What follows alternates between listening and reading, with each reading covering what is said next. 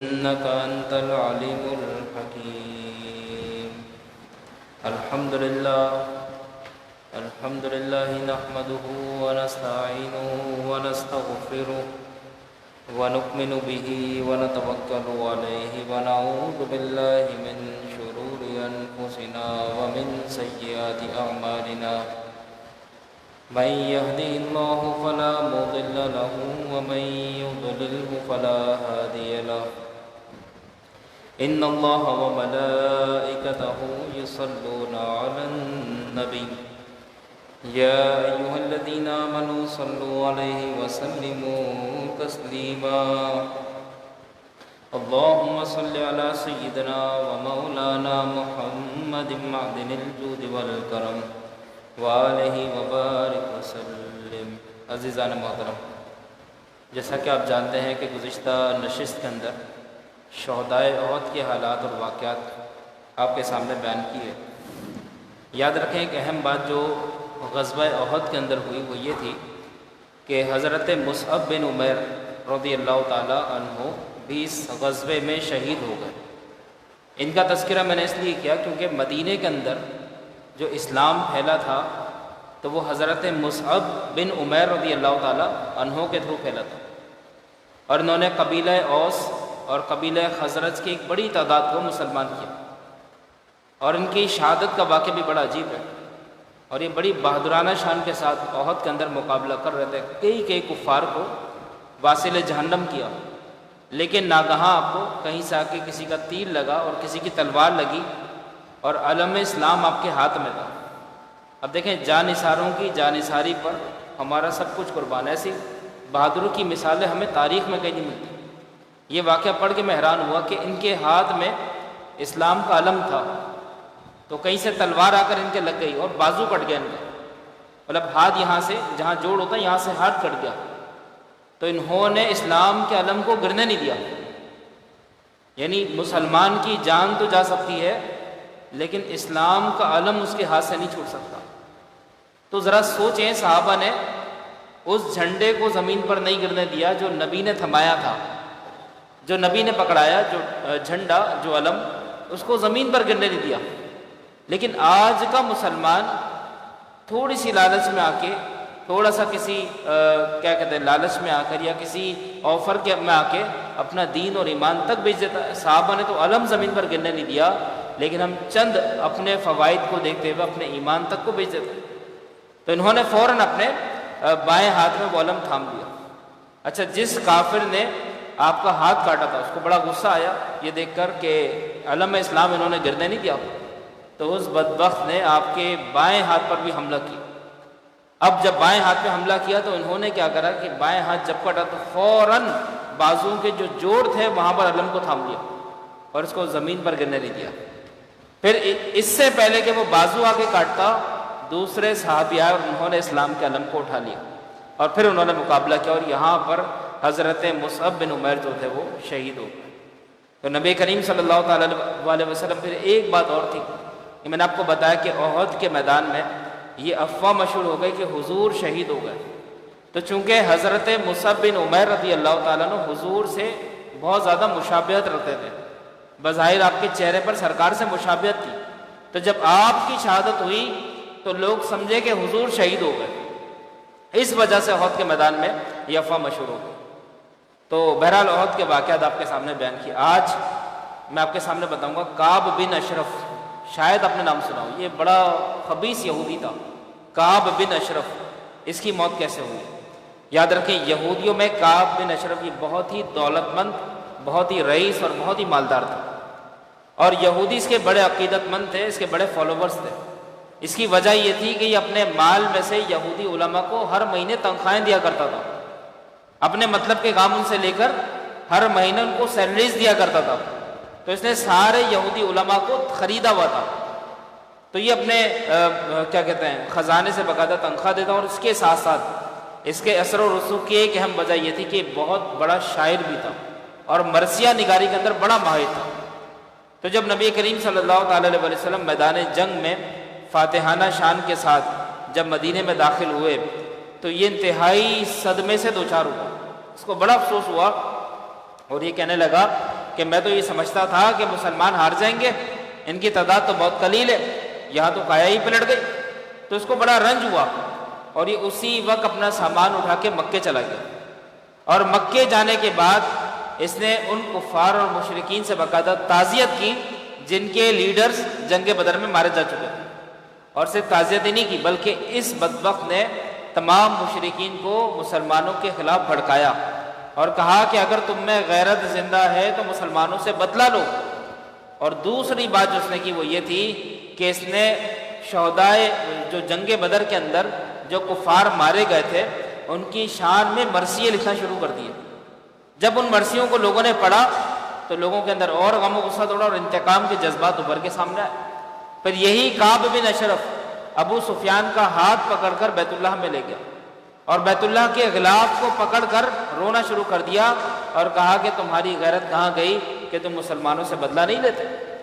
اور دوسری بات کہ جب اس نے وہ مرثیے لکھے، وہ نوحے جب اس نے لکھے تو جب یہ تمام مشرکین کو بٹھاتا وہ نوحے پڑھ کے سناتا اور یہ یوں کرتا کہ سب کو بٹھا لیتا اور کہتا دیکھو اب میں تمہارے فلاں سردار کی شان میں ایک مرثیہ لکھ رہا ہوں اور وہ پڑھ کے تمہیں سناتا ہوں۔ جب وہ پڑھتا تو یہ خود بھی روتا تھا اور سب کو رلاتا تھا۔ اب وہ جو مشرکین تھے ان کے دلوں میں جذبات انتقام اور ابھر کے سامنے آئے تو انہوں نے تہیہ کر لیا کہ مسلمانوں کو کسی بھی طریقے سے مسلمانوں سے بدلہ لینا ہے۔ تو کعب بن اشرف بغض رسول میں مکے سے جب مشرکین کو اس نے بھڑکا لیا، اب یہ مدینے کی طرف آیا، اور جب مدینہ آیا تو اس نے ایک ناپاک ارادہ کیا۔ اس کا ارادہ کیا تھا؟ اس نے سوچا کہ کیوں نہ محمد صلی اللہ علیہ وسلم کو میں خود اپنے ہاتھوں سے شہید کر دوں۔ اب اس سے قبل کہ یہ عملی اقدام اٹھاتا، نبی کریم صلی اللہ تعالی علیہ وسلم کے چند صحابہ کو، خوش نصیب صحابہ کو اس کی بھنک پڑ گئی اور وہ اس کے ناپاک ارادے سے فوراً واقف ہو گئے۔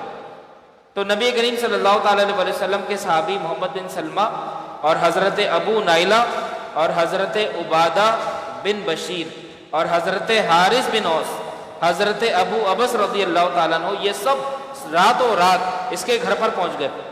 3 ربیع الاول کی بات ہے، یہ سن 4 ہجری کی بات ہے۔ یہ 5-6 صحابہ جب ان کو اس کے ناپاک ارادے کا علم ہوا کہ یہ ہمارے نبی کو نقصان پہنچانا چاہتا ہے تو یہ سب کے سب اس کے مکان پر پہنچ گئے اور اس کو پکڑ کر ان تمام نے واصل جہنم کر دیا۔ سب کے سب نے مل کے اس کو مارا اور واصل جہنم کر دیا اور کہا کہ او بدبخت، پہلے سوچ لیتا، اگر تجھے رسول کو نقصان پہنچانا تھا تو ان کے غلام زندہ ہیں، ہمارے نبی کی طرف آنکھ اٹھا کے بھی نہ دیکھنا، مسلمانوں کی غیرت ابھی زندہ ہے، اس کو واصل جہنم کرا اور اس کا سر کاٹ کے صبح کے وقت نبی کریم صلی اللہ تعالی علیہ وسلم کی بارگاہ میں حضور کو پیش کر دیا۔ کہا کہ یا رسول اللہ، یہ وہ بدبخت ہے جس نے ناپاک ارادہ کیا تھا کہ آپ کو شہید کرے گا۔ اچھا ہوا یہ کہ اس کی تلوار سے اس کے مقابلے میں حضرت حارث کا ہاتھ زخمی ہو گیا اور ہاتھ کے اندر بڑی تکلیف تھی۔ تو سرکار دو عالم صلی اللہ تعالی علیہ وسلم نے حضرت حارث کو بلایا اور اپنا لعاب دہن ان کے ہاتھ پہ لگایا تو حضرت حارث فرماتے کہ فوراً آرام آ گیا، یوں معلوم ہوتا تھا کہ گویا کے زخم ہے۔ تو یہ کعب بن اشرف اس طرح واصل جہنم ہو۔ پھر یہاں پر آپ غور کریں کہ سرکار نے یہ نہیں فرمایا کہ میرے صحابہ تم نے اس کا قتل کیوں کرا، کیونکہ جس نے نبی کی گستاخی کی، من سب نبیًا، جس نے نبی کی توہین کی، فقتلوا، اس کو قتل کرنا بالکل جائز ہے۔ تو حضرت نبی کریم صلی اللہ علیہ وسلم نے اپنے صحابہ کی حوصلہ افزائی فرمائی۔ اور پھر دوسری بات کہ حضور کا غم و غصہ ایک بات پر اور تھا۔ دیکھیں یہود کے جو علماء تھے انہوں نے مسلمانوں سے مذاکرات کیے تھے، اور وہ مذاکرات یہ تھے کہ انہوں نے سوچا تھا کہ اگر قریش کے اور مسلمانوں کی جنگ ہوگی تو یہودیوں کا کردار غیر جانبدارانہ ہوگا، یہ کسی کا ساتھ نہیں دیں گے۔ لیکن جب انہوں نے معاہدہ توڑا تو نبی کریم صلی اللہ تعالی علیہ وسلم کو ان پر بڑا غم اور بڑا غصہ ہے۔ اس کے بعد ربیع الاول 3 سنہ ہجری میں ایک اور غزوہ پیش آیا جس کا نام ہے غزوہ غطفان۔ دیکھیں غزوہ احد کے بعد جو غزوہ پیش آیا غزوہ غطفان اس کا نام ہے۔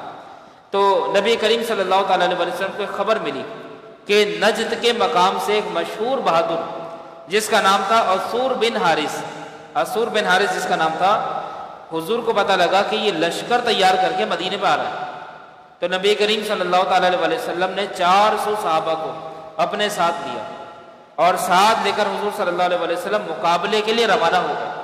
تو اس غزوے کے اندر سرکار کے ساتھ کل 400 لوگ شامل تھے، غزوہ غطفان اس کا نام ہے۔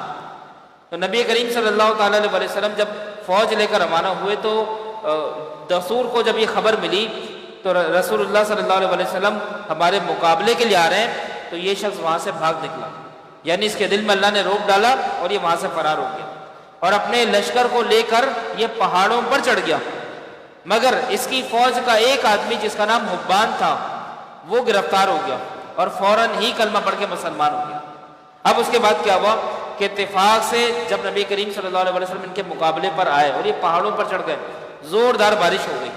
اللہ کے نبی صلی اللہ علیہ وسلم نے اپنی قمیص مبارک خشک کرنے کے لیے ایک درخت کی آڑ لی، حضور درخت کے نیچے اپنی قمیص کو خشک کرنے کے لیے حضور وہاں پر تشریف لے گئے۔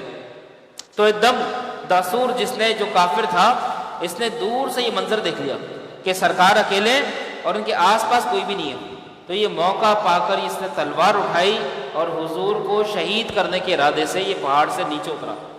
اب جب اس کے ہاتھ میں تلوار تھی اور اس نے نبی کریم صلی اللہ علیہ وسلم کے سامنے کھڑے ہو کے کہا کہ محمد یہ بتاؤ مجھ سے تمہیں کون بچائے گا، اس نے نبی کو اتنا کہا تو حدیث میں ہے کہ فوراً جبریل امین علیہ السلام آسمانوں سے نازل ہو گئے، فوراً نازل ہو گئے اور جبریل نے اس کو ایک ٹھوکر ماری اور یہ زمین پر گرا اور اس کی تلوار میرے نبی نے اٹھا لی، اور حضور صلی اللہ علیہ وسلم نے اب اس کے سامنے برہنہ تلوار اٹھا کر کہا کہ او دسور یہ بتا اب تجھے مجھ سے کون بچائے گا؟ ابھی تک تو یہ کہہ رہا تھا نا کہ محمد کون بچائے گا تمہیں مجھ سے، اب بتاؤ کہ مجھ سے تمہیں کون بچائے گا؟ تو یہ کہنے لگا کہ میں نہیں جانتا کہ مجھے بچانے والا کون ہے، میں نہیں جانتا۔ لیکن نبی کریم صلی اللہ تعالیٰ علیہ وسلم کی رحمت للعالمین کے جذبات تھے کہ حضور نے اپنی تلوار رکھی اور کہا جا تجھے میں نے معاف کیا۔ حضور نے جو معاف فرمایا نا اس میں حکمت تھی۔ اب جب اس نے حضور کا اخلاق دیکھا تو فوراً قدموں میں گر گیا اور کہنے لگا یا رسول اللہ آپ نے تو مجھے اپنا بنا لیا، فوراً حضور کا کلمہ پڑھا اور مسلمان ہو گیا۔ نبی کریم صلی اللہ تعالیٰ علیہ وسلم نے اس کو مسلمان بنایا۔ اس کے بعد پھر یہ اپنے قبیلے والوں کی طرف گیا اور اپنے قبیلے والوں میں جا کر اس نے تبلیغ کی اور اسلام کا نام روشن کیا اور اس کا پورا قبیلہ اس کے ہاتھ پر مسلمان ہو گیا۔ اچھا، اس طرح کا ایک اور واقعہ بھی ہمیں ملتا ہے، لیکن وہ دوسرے غزوے کے اندر ہے، وہ ہے غزوہ ذات الرقاع۔ اس کے اندر بھی ایک اور شخص تھا جس نے نبی کریم صلی اللہ تعالیٰ علیہ وسلم کے اوپر تلوار اٹھائی تھی، لیکن وہ شخص مسلمان نہیں ہوا تھا۔ اس طرح کے دو واقعات سیرت میں ملتے ہیں۔ دسور تو دیکھیں مسلمان ہو گیا، لیکن غزوہ رقاع کے اندر، ذات الرقاع کے اندر جو شخص تھا اس کا نام تھا غورس، اس کا نام غورس تھا۔ تو اس نے بھی نبی کریم صلی اللہ علیہ وسلم کو اکیلے پایا تو تلوار لے کر وہ بھی آ گیا، اور یہی واقعہ ہوا کہ اللہ نے جبریل کو بھیج دیا، اور ایک دفعہ تو اس نے پوچھا تھا کہ آپ کو کون بچائے گا، تو جب جبریل آئے تو تلوار حضور کے ہاتھ میں آ گئی، تو حضور نے غورس سے پوچھا تجھے اب کون بچائے گا؟ تو وہ کہنے لگا میں نہیں جانتا مجھے کون بچائے گا، لیکن اللہ کے نبی نے اسے چھوڑ دیا، اسے معاف کر دیا اور اس سے ایک معاہدہ کر لیا کہ آئندہ کبھی بھی تم اس سے جنگ نہیں کرے گا۔ یہ شخص مسلمان نہیں ہوا تھا۔ تو ایسے دو واقعات ہمیں تاریخ کی کتابوں میں ملتے ہیں۔ اب ہجرت کے تیسرے سال کے جو اہم واقعات ہیں وہ کیا ہیں؟ یہ چونکہ جو میں سیرت کے واقعات آپ کو بتا رہا ہوں نا، یہ ہجرت کے حساب سے بتا رہا ہوں، سن 2 ہجری میں کون سے واقعات ہوئے، سن 3 ہجری میں کون سے واقعات ہوئے۔ تو یہاں پر جو واقعہ میں آپ کو بتا رہا ہوں یہ سن 3 ہجری کا ہے، سن 3 ہجری کا یہ واقعہ ہے۔ تو 3 ہجری کے اندر اور بھی بہت سارے واقعات ہوئے۔ دیکھیں سن 2 ہجری میں سرکار کا نبی کریم صلی اللہ علیہ وسلم کی شہزادی کا حضرت علی سے نکاح ہوا۔ تو 3 ہجری کے اندر رمضان کے اندر امام حسن رضی اللہ تعالیٰ عنہ کی ولادت ہے، سن 3 ہجری میں۔ اس کے بعد دوسرا جو اہم واقعہ تھا، اسی سال نبی کریم صلی اللہ تعالیٰ علیہ وسلم نے حضرت عمر فاروق اعظم کی صاحبزادی حضرت حفصہ سے نکاح فرمایا۔ اسی 3 ہجری کے اندر عمر فاروق اعظم کی شہزادی سے آپ نے نکاح فرمایا، اور حضرت حفصہ بدر کی جنگ کے موقع پر آپ بیوہ ہوئی تھی۔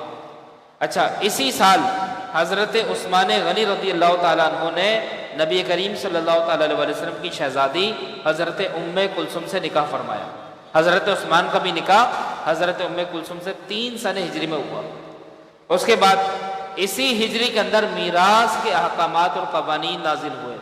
وراثت کے جو احکامات ہوتے ہیں، چونکہ عرب کے اندر وراثت کے معاملات میں بڑی جنگیں ہوتی تھیں، یعنی باپ کا حصہ کتنے بیٹوں کو ملے گا، کیسے ملے گا، بیٹیوں کو کیا ملے گا، یتیم کا کتنا حصہ، یہ تمام احکامات بڑی تفصیل کے ساتھ جو ہے وہ نازل ہوئے، چونکہ اب تک میراث میں ذوی الارحام کا کوئی حصہ نہیں تھا۔ جو ننیالی رشتے ہوتے ہیں نا ان کا کوئی حصہ نہیں تھا، لیکن اب اس میں یہ حصے باقاعدہ نازل ہو۔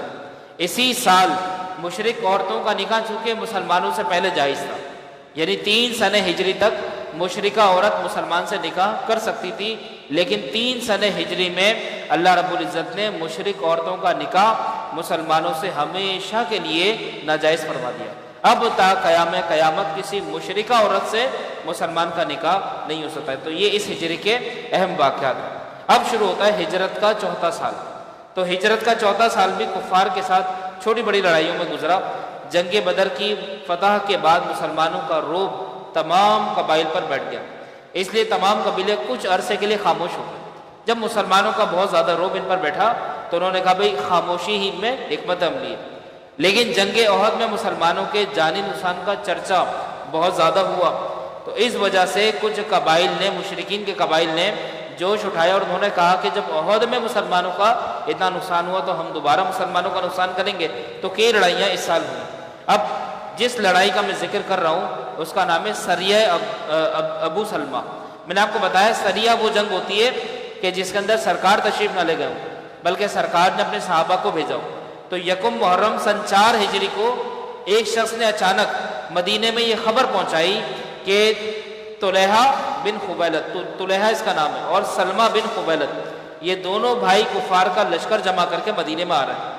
نبی کریم صلی اللہ تعالیٰ علیہ وسلم نے اس لشکر کے مقابلے میں حضرت ابو سلمہ کو 150 مجاہدین کے ساتھ روانہ کیا۔ یہ 2 بھائی تھے، طلحہ اور سلمہ۔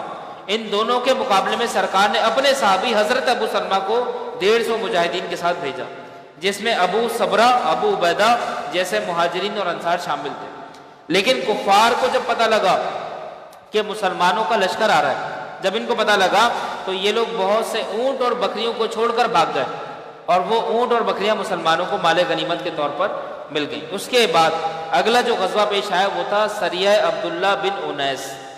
یہ وہ صحابی رسول ہیں کہ سرکار نے ان کو اپنا عصا دیا۔ دیکھیں سرکار تبرکات جو نا تقسیم فرماتے تھے، تو عبداللہ بن انیس رضی اللہ تعالیٰ عنہ کو سرکار نے اپنا عصا دیا، اور حضور نے ان کو ایک بہت اچھی بشارت دی۔ وہ بشارت کیا تھی؟ وہ بشارت یہ تھی کہ عبداللہ جو عصا میں تمہیں دے رہا ہوں انشاءاللہ اس عصے کو لے کر تم جنت میں چہل قدمی کرو گے۔ یہ سرکار دو عالم صلی اللہ تعالیٰ علیہ وسلم نے حضرت عبداللہ بن انیس کو باقاعدہ بشارت دی۔ اب ہوا یہ کہ یہ محرم سن 4 ہجری کو یہ اطلاع سرکار کو ملی کہ خالد بن سفیان نامی شخص مدینے پر حملہ کرنے کے لیے فوج جمع کر رہا ہے۔ تو نبی کریم صلی اللہ تعالیٰ علیہ وسلم نے اس کے مقابلے میں عبداللہ بن انیس کو بھیج دیا۔ آپ نے موقع پا کر خالد بن سفیان کو قتل کر دیا۔ عبداللہ بن انیس نے اس دشمن اسلام کو قتل کر دیا اور اس کا سر کاٹ کے سرکار کے قدموں میں لا کے رکھ دیا۔ کہا یا رسول اللہ یہ وہ دشمن ہے جو اسلام کو مٹانا چاہتا ہے۔ تو نبی کریم صلی اللہ تعالیٰ علیہ وسلم حضرت عبداللہ بن انیس کی بہادری سے بڑا خوش ہوئے، اور سرکار نے تحفتاً آپ کو عصا دیا اور فرمایا کہ اس عصے سے انشاءاللہ جنت میں تم چہل قدمی کرو۔ اس کے بعد نبی کریم صلی اللہ تعالیٰ علیہ وسلم جب وہ عصا دیا تو حضرت عبداللہ بن انیس نے یہ وصیت کر دی کہ اس عصے کو میرے ساتھ قبر کے اندر دفن کر دینا اور میرے کفن میں اس کو لپیٹ دینا تاکہ بطور نشانی یہ میرے ساتھ شامل ہے۔ اس کے بعد حادثہ رجی، یہ آخری واقعہ انشاءاللہ اس کے بعد بیان میں ختم کرتا ہوں۔ صفان اور مکہ کے درمیان ایک مقام کا نام ہے رجی، مقام رجی جس کو کہا جاتا ہے۔ یہاں کی زمین کے بارے میں خاصیت ہے کہ 7 صحابہ کرام کے خون سے یہ زمین رنگی ہوئی ہے۔ یہ مقام رجی کا جو نام ہے 7 صحابہ کرام ہیں، ان کے خون سے اس زمین کو رنگا گیا۔ اس واقعے کی جو تفصیل ہے وہ یہ ہے کہ سن 4 ہجری میں قبیلہ عزل اور کارا کے چند آدمی سرکار کے پاس آئے۔ 2 قبیلے تھے، یہ قبیلہ عزل اور کارا، یہ اس کے چند آدمی سرکار کے پاس آئے اور کہنے لگے کہ یا رسول اللہ ہمارے قبیلے والوں نے اسلام قبول کر لیا۔ ان لوگوں نے جھوٹ بولا، غلط بیانی کی، اور حضور سے کہنے لگے کہ ہمارے قبیلے والوں نے اسلام قبول کر لیا، اب آپ اپنے چند صحابہ کو وہاں پر بھیج دیجئے تاکہ وہ ہماری قوم کے عقائد اور اعمال کی اصلاح کریں۔ یہ کہہ کر انہوں نے چند صحابہ کو اپنے ساتھ لے لیا۔ نبی کریم صلی اللہ تعالیٰ علیہ وسلم نے 10 صحابہ کو منتخب کیا۔ اب دیکھیں یہاں پہ کوئی اعتراض کر سکتا ہے کہ حضور کو کیا معلوم نہیں تھا کہ یہ لوگ جھوٹ بول رہے ہیں، غلط بیانی کر رہے ہیں؟ اللہ کے نبی کو اگر علم غیب ہوتا تو حضور 10 صحابہ کو کیوں بھیج دیتے؟ تو بات یہ کہ حضور کو غیب کا علم تھا کہ میرے صحابہ کو شہادت ملے گی، لیکن شہادت بھی تو غیب کا علم ہے نا، تو شہادت سے روکنا صحابہ کو محروم کرنا ہے۔ تو میرے نبی جانتے ہیں کہ اللہ کی مشیت یہ ہے کہ جن کو میں سلیکٹ کر کے بھیج رہا ہوں انشاءاللہ العزیز اللہ کی بارگاہ میں ان کا مقام شہادت ہے۔ اللہ کے نبی نے ان 10 صحابہ کو سلیکٹ کیا اور ان کا سردار بنایا حضرت عاصم بن ثابت رضی اللہ تعالیٰ عنہ۔ سرکار نے ان کو روانہ کیا، اور جب یہ مقدس قافلہ اس مقام پر پہنچا تو کفار نے غداری اور بدعہدی کی، یہ غدار بن گئے سارے کے سارے، اور قبیلہ بنو لحیان کے کافروں نے 200 کی تعداد میں جمع ہو کر ان 10 صحابہ پر چاروں طرف سے حملہ کر دیا، ان کو چاروں طرف سے گھیرا اور پھر ان پر حملہ کرنا شروع کر دیا۔ یہ بیچارے اپنے آپ کو بچاتے ہوئے بھاگتے ہوئے یہ ٹیلے پر چڑھ گئے، اور جب یہ ٹیلے پر چڑھے تو ان بدبختوں نے تیر چلانا شروع کر دیا تاکہ ان کو لگے اور یہ زمین پر آ کر گرے، لیکن اللہ نے ان کی حفاظت فرمائی۔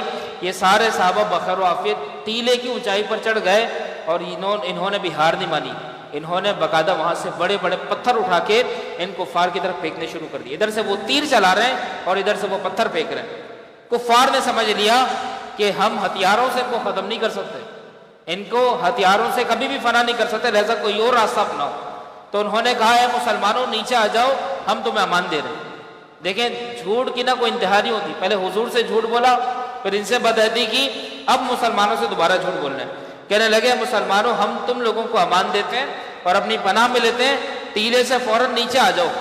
حضرت عاصم بن ثابت نے فرمایا کہ میں ان بدبختوں پر کبھی بھی اعتبار نہیں کرتا، اور میں نیچے جاؤں گا لیکن ان سے لڑوں گا، ان کے امان میں نہیں آؤں گا۔ لہذا بہادری کے ساتھ حضرت عاصم ٹیلے سے نیچے آ گئے اور ان سے مقابلہ کیا، اور پھر آپ نے جام شہادت نوش فرمایا، اور جام شہادت نوش کرنے سے پہلے انہوں نے دعا مانگی یا اللہ رسول اللہ کو اس واقعے کا علم ہو جائے اور حضور کے سامنے ہی منظر آ جائے۔ پھر جوش جہاد میں حضرت عاصم رضی اللہ تعالیٰ عنہ نیچے اترے اور شہید ہو گئے۔ حضرت عاصم سے یہ دشمنی اس لیے نکال رہے تھے کیونکہ آپ نے بدر کے اندر ان کے بڑے بڑے لوگوں کو مار دیا تھا۔ اس کے بعد چند صحابہ اور رہ گئے، جن میں سے ایک کا نام ہے حضرت خبیب اور دوسرے ہیں حضرت زید بن دسنہ، یہ 2 صحابہ رہ گئے۔ اب ان 2 صحابہ کو ان کفار نے نیچے لانے کی کوشش کی، لیکن یہ نیچے اترے، لیکن اس شرط کے ساتھ اترے کہ ہم تمہاری بدعہدی میں نہیں آئیں گے، ہم باقاعدہ تم سے مقابلہ کریں گے۔ اب جب یہ منظر دیکھا تو یہ کفار جو تھے ان کے اور دشمن بن گئے اور ان کو برے طریقے سے ان کو شہید کرنے کی کوشش کی، لیکن یہ مقابلہ کرتے رہے۔ پھر کفار نے ایک اور سازش کی، حضرت خبیب کو گرفتار کر لیا، اور گرفتار کرنے کے بعد ان کو مکے بھیج دیا، اور حضرت خبیب نے جس کافر کو بدر میں مارا تھا اس کے بیٹوں نے حضرت خبیب کو خرید لیا، اور ان کے بارے میں یہ حکم دے دیا کہ ان کو پورے مکے کے سامنے ان کو پھانسی پہ چڑھا دو، پھانسی پہ چڑھا دو۔ اب ان کو سولی دینے کا جب وقت آیا تو پوچھا کہ آپ کی آخری خواہش کیا ہے؟ پوچھتے ہیں نا جس کو سزائے موت ہو جائے اسے پوچھا جاتا ہے کہ آپ کی آخری تمنا کیا ہے؟ تو حضرت خبیب نے کہا کہ میری آخری تمنا یہ ہے کہ مجھے 2 رکعت نفل پڑھنے دی جائیں، صرف مجھے 2 رکعت نفل پڑھنے دی جائیں، اس کے بعد میں اپنے آپ کو تمہارے حوالے کر دوں گا۔ اب جب یہ نفل کی انہوں نے نیت باندھی تو کفار سمجھ رہے تھے کہ شاید یہ ڈر گئے اور یہ اپنی جان کی حفاظت کے لیے نفل پڑھ لیں اور یہ بڑی لمبی نماز پڑھیں گے، لیکن بس آپ نے وضو کیا اور بہت ہی مختصر نفل اس وجہ سے پڑھے تاکہ یہ نہ سمجھیں کہ شاید میں موت سے ڈر گیا۔ نفل پڑھنے کے بعد آپ سولی کی طرف خود گئے اور کہا کہ مجھے سزا دی جائے اور باقاعدہ تمہارا جو بھی انتقام ہے تم لے لو۔ پھر کیا ہوا کہ کفار نے باقاعدہ ان کو پھانسی چڑھا دی حضرت خبیب رضی اللہ تعالیٰ عنہ کو، اور انہوں نے جام شہادت نوش کیا۔ اب دوسرے صحابی حضرت زید بن دسنہ رضی اللہ تعالیٰ عنہ کو امیہ کے بیٹے، امیہ جو بدر میں مارا گیا تھا، اس کے بیٹے صفوان نے قتل کرنے کے ارادے سے خرید لیا، اور حضرت خبیب کو کافروں نے جب شہید کر دیا تو حضرت زید کو بھی اسی طریقے سے آپ لوگوں نے سولی پر چڑھایا اور آپ نے بھی جام شہادت نوش فرمایا۔ حضرت عاصم جو پہلے ہی شہید ہو چکے تھے تو اہل مکہ کو یقین نہیں آ رہا تھا کہ عاصم جیسا بہادر شہید ہو سکتا ہے، تو انہوں نے کہا کہ ہمیں یقین کے طور پر یقین دلانے کے لیے ان کے جسم کا کوئی اعضا کاٹ کے بھیجو تب ہم مانیں گے۔ تو یہ 200 کفار جو تھے یہ حضرت عاصم کے لاشے کا مسئلہ بنانے کے لیے آگے بڑھے، لیکن اللہ رب العزت نے غیب سے ان کی لاش کی حفاظت فرمائی، ورنہ زمین میلی نہیں ہوتی، کفن میلا نہیں ہوتا، زمین میلی نہیں ہوتی، غلام آنے محمد کا کفن میلا نہیں ہوتا. اب ان کی جو لاش ہے نا وہ پڑی ہوئی تھی. اب یہ کفار، یہ بدبخت آئے اس ارادے سے کہ ان کا کوئی عضو کاٹ لیں گے، ان کا سر کاٹ لیں گے، لیکن اچانک شہد کی مکھیوں کے اتنے جھنڈ آئے کہ کفار وہاں سے فرار ہو گئے. اور ان شہد کی مکھیوں کو دیکھا کہ ان کی لاش کے اوپر نہیں بیٹھی، بلکہ چاروں طرف ان کی لاش کا محاصرہ کر لیا شہد کی مکھیوں نے، اور کوئی بھی کافر ان کی لاش کے قریب نہیں جا سکا. تو اس وجہ سے آپ کا جسم اللہ تعالیٰ نے محفوظ رکھا. تو یہ 3 مشہور صحابی تھے جن کی شہادت کفار کے دھوکے اور دغابازی اور غداری کی وجہ سے ہوئی. ایک حضرت عاصم، دوسرے حضرت خبیب اور تیسرے حضرت زید بن دسنہ. تو دوستوں یہ واقعہ رجی تھا جو میں نے آپ کے سامنے بیان کیا. سیرت کے واقعات، سن 4 ہجری کے واقعات آپ کے سامنے بیان ہو رہے ہیں. انشاءاللہ کل اس کی اگلی نشست آپ کے سامنے بیان ہوگی. اللہ تعالیٰ سے دعا ہے کہ اللہ تعالیٰ ہمیں عمل کی توفیق عطا فرمائے.